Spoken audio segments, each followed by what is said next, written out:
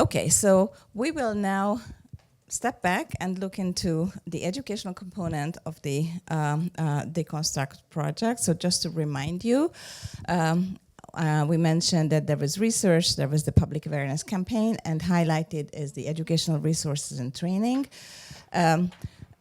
Again, we developed digital educational materials on the Eyewitness platform, which I will show you in a minute.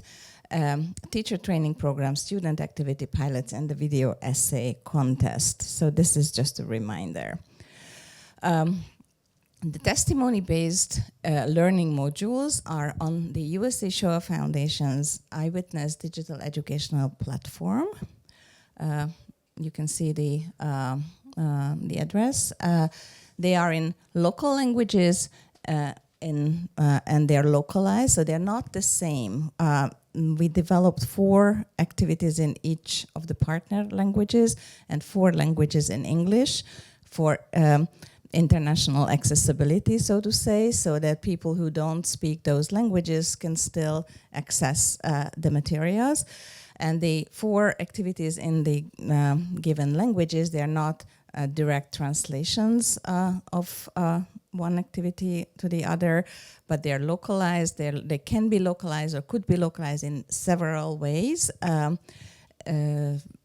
Just to give you an example, they all use testimonies, so they use local language testimonies or locally relevant testimonies, or they focus on locally relevant topics. For example, when we developed modules about anti-Semitism, our Greek partners said they want to do 2 activities on the topic of anti-Semitism because that's very relevant for them, so they did that. Our Italian partners worked on the female presence or absence in the stories and how that can be a distortion. So there was a lot of thought put into the topic. So what is relevant in my context in terms of distortion? If we did not find local language testimonies, then we used, obviously, other language testimonies with subtitles. That's it. So why don't we just jump on immediately to the project page. So this, what you see now, is the Eyewitness platform, and we developed, as I said, this is the USA Shoah Foundation's digital education platform, online, available for educators after registration, freely from everywhere. We decided to develop a project page, project partner page on the Eyewitness platform, a DECONSTRUCT page, where you have a short description of the project and the partners. This is where you will see the research results. So some are already up there, the desk research and an executive summary, but the full baseline study and the impact assessment report, everything will be available there. We have another 3 weeks to do that, to upload everything before the project concludes, and we will do so. So just for those who don't know the platform, it works like this. So if you click on that, the PDF, this part, the PDF should come up at some point. Yes, so here you can read the full report, okay? Again, you can search by the type of material as well. We also have a page about the awareness raising campaign. So what this is, what the aims were, the social media campaign, and the page, the local pages in the local languages, so you can get directly to those places. There are further resources here. These are the IRA resources, so they all link to the IRA pages about the working definition, all the IRA resources, the video, full video, video with the power, and so on. So they are linked to the IRA resources, and all of these have been translated to the local languages because not everything was translated into Greek, Portuguese, and so on, and they will also be accessible here. So everything, it's kind of like a gathering point. So this is just a quick introduction to the page, and then I would like now to go to the educational materials. And this is, I like to show this because I think it's pretty impressive. So these are all the materials in all the languages. It's like a library, an activity library. You can search by language. You see Portuguese and English. And we will stay now with the English, and I will look into one specific activity just for you to see the structure. I'm not going to explain how Eyewitness works at this point in details, but this is a digital activity. The title is Holocaust Distortion, Holocaust Denial. You see immediately in the opening slide, we use the protect the fact assets because we also wanted to express and understand that these assets can, great, they are social media, for social media use, but they can do more. And they can be incorporated into an educational material. So there is a short description of the project here, and then we glimpse into it. We open the activity, and before I go to the content, I just want to highlight that top line, consider, collect, construct, and communicate. So Eyewitness builds on the constructivist theory of learning. So every activity is composed of these 4 components. And there is an asset, something on the, whatever, that side. And there are descriptions, questions on the other side. So we spoke about the importance of research, and how you mentioned how students are not aware of what the research data or something like that. So we started with an image or an element of the research results, our own research. So again, we're not doing the research just for the sake of the research, but how can we use that? And we ask students to read this diagram, and this is about fake news and misinformation. So we don't jump in asking about Holocaust distortion, but we approach the question from a broader perspective. By the way, I would like to just make one, open a bracket and make one comment. I think talking about Holocaust distortion is an excellent way for students to help them understand distortion in general and misinformation in general. So there is that once this is understood, then there is a natural step for them to try to look behind information, try to recognize fake news, which is, as we have been talking about it, it's really important in general. So there are questions here. They analyze the content. There are questions here. Eyewitness allows them to enter their answers, and the teacher can check the answer at a different page. Then the second, we are still in the consider section. The second step is to understand the impact of Holocaust denial and distortion. And we have heard a lot about how this impacts survivors and the descendants of survivors. So what is the impact? It's not just you say something, but what you say lands on someone and something and impacts that person. So we use a testimony here, a clip, it's a Hungarian testimony clip. You see there are some questions on the right-hand side. We're not going to do the whole activity, but I would like you to watch this testimony clip to understand what we mean here.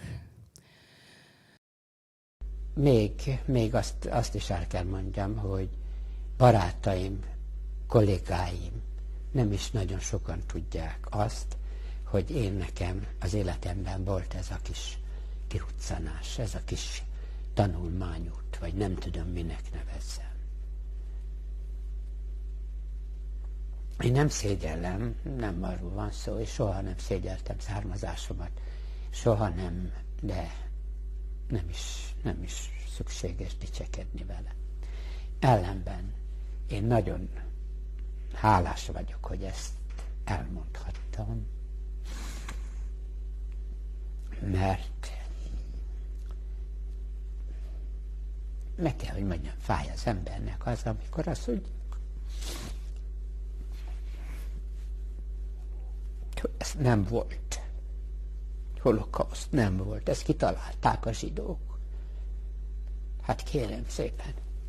Vagy hogyha beszélnek is róla, meg csinálják is, akkor ez nem egy operett, ahogy ezt nagyon sokan felfogják és mondják.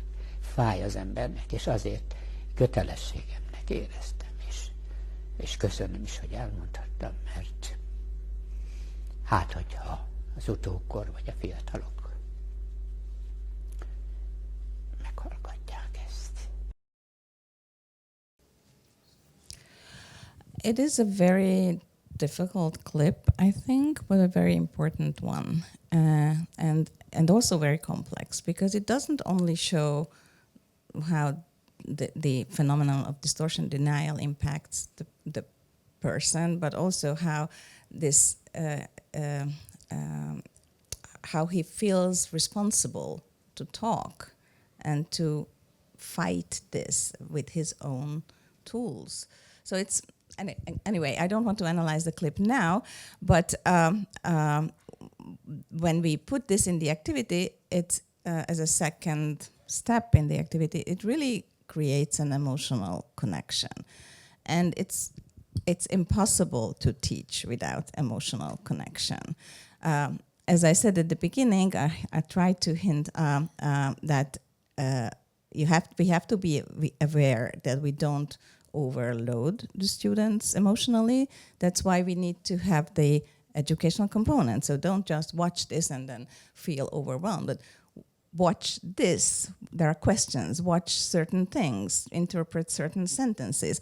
And these are there are questions coming here. So, for example, consider the clip from three aspects: from the aspects of emotions, use of vocabulary, and memory and memorialization. So, and this already softens the emotional impact. It is really important to analyze how he uses the word operetta or an outing. So all these questions help students develop critical thinking and analytical thoughts. Okay, there are further questions, but I would like to move on to the collect section, where we use another testimony clip, which we are not going to watch now. This comes from the Show Foundation's Contemporary Anti-Semitism collection. It's a smaller collection taken with people who were victims of anti-Semitism, or who are researchers who teach about anti-Semitism, so who have something to say about it. And Tibor Pastor is a sociologist, and he used to work for a company that researches, monitors anti-Semitism, and he speaks about actually something that has also been mentioned today: what is an opinion and what is a lie? So that's the question that students unpack here with the help of this testimony. There are some other questions as well. And then we move further, and we use another asset from the Protect the Fact campaign, which says Holocaust distortion fuels anti-Semitism. We explain what the campaign is, and the question is, okay, so why and how do you think? So this is a much deeper question for students to understand, that they see the two phrases or these four words together. But again, stop and ask why. What does it tell you? What is the connection? What is the connection between Holocaust denial and Holocaust distortion and anti-Semitism? So this is what students have to consider. And then we move on to the construct phase. The survivor here speaks about an experience in Barcelona, where he saw a sign painted on the wall saying something that the Holocaust did not happen or something like that.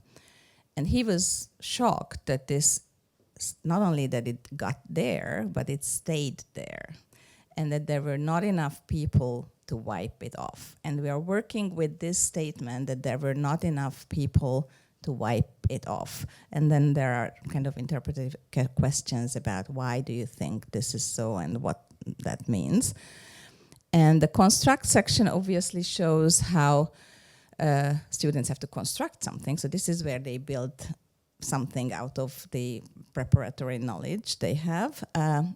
So in the second part of the construct section, they will listen to Yehuda Bauer, the same clip that you listened to. And also we hint that the full lecture is viewable very easily.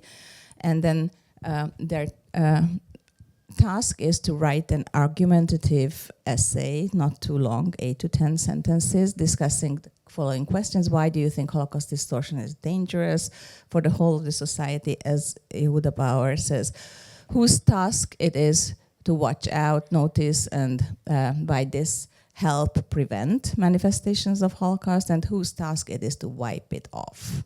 So we are using elements from the previous sections, synthesizing their knowledge. What is the role and responsibility of their generation? It is also very important to make them participants, so it's not someone else's.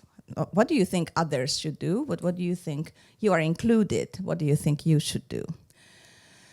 And then in the communicate section, they read each other's essays and find similarities and differences and discuss that. So this was just an example. These are the types of activities that we have developed. But as you see, I'm sorry, I have to go back to the page.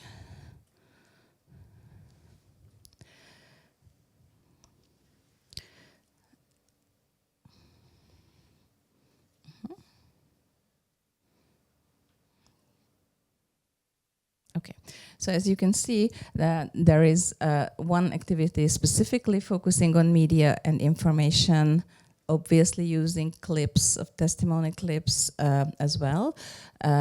One focuses on anti-Semitism and propaganda, and the fourth one is, I really like that, rewriting the narrative, women, memory, and historical distortion. So how the way women are pictured, how that can be a distortion. And all these nuances support students' understanding of complexities. And if they are, as you mentioned, if awareness is raised, if they understand that things are complex, then they won't hopefully be open to look for simplified answers so much. So there are pedagogical goals are much more beyond what's written as an answer in the activity. Okay, so this is it, and so what do we do with these activities? Great, they are on the website, so that's not why we developed them. We then organized teacher trainings in all 4 countries. Again, important that, and that's why I'm saying that international organizations have to work with local organizations, because we had to do the trainings differently, because there is something that works in Portugal and it doesn't work with in Greece. So for example, in Greece, if we wanted to organize an in-person one-day training, then we would have, would have had like 5 participants. Our partners realized that an online training works much better, and then I just kept getting Facebook Messenger messages that, we have 800 people registered. So you have to understand how you reach your audience and what is the best way to talk to them. So in Hungary, for example, we organized 3 different types of programs, because there are people who want to come online. There are people who want to meet in person. And that worked. And each partner knew how it worked best in their context. These teachers, mostly these teachers, piloted the activities in with their students in the classrooms. So we had quite a good number of students.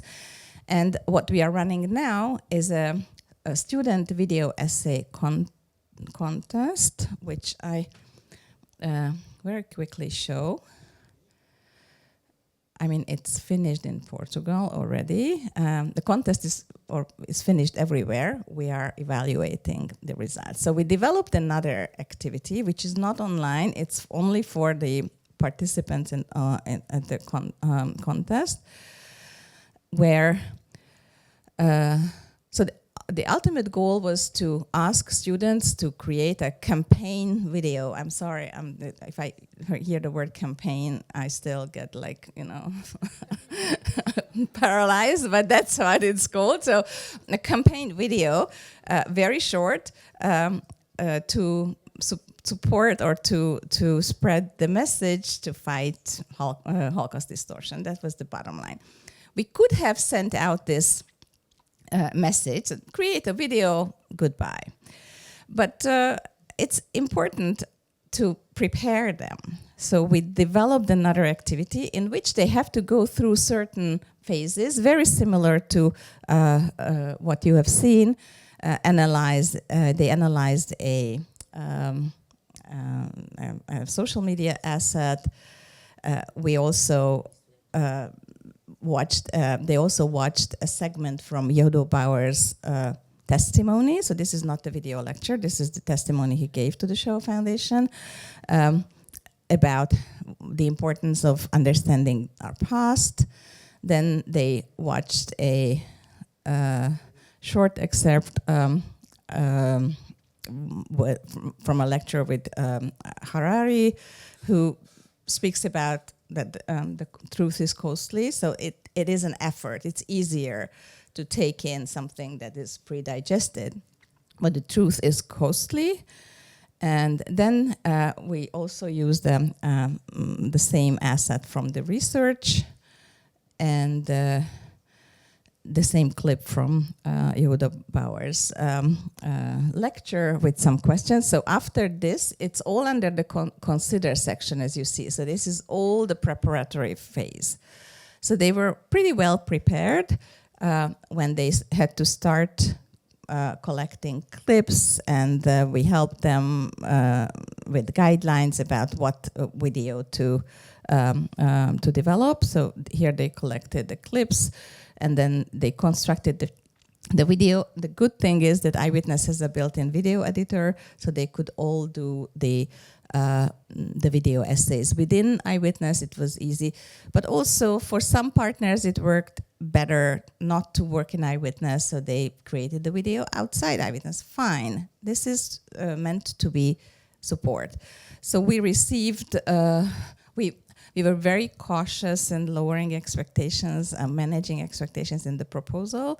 So we promised 3 videos per country, and we got like, I don't know, 40-something total in the 4 countries. Yeah, 45 video projects total.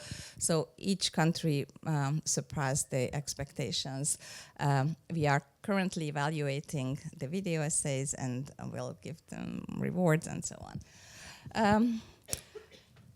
So that's it.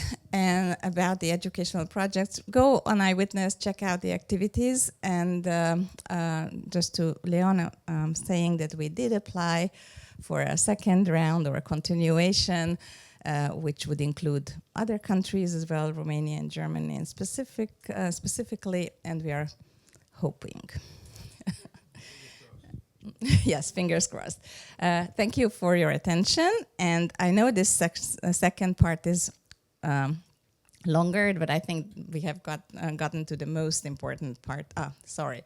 This video essay project and other activities have been developed by my great colleague Monika Mészáros, who is at the back, but she will join us in the panel.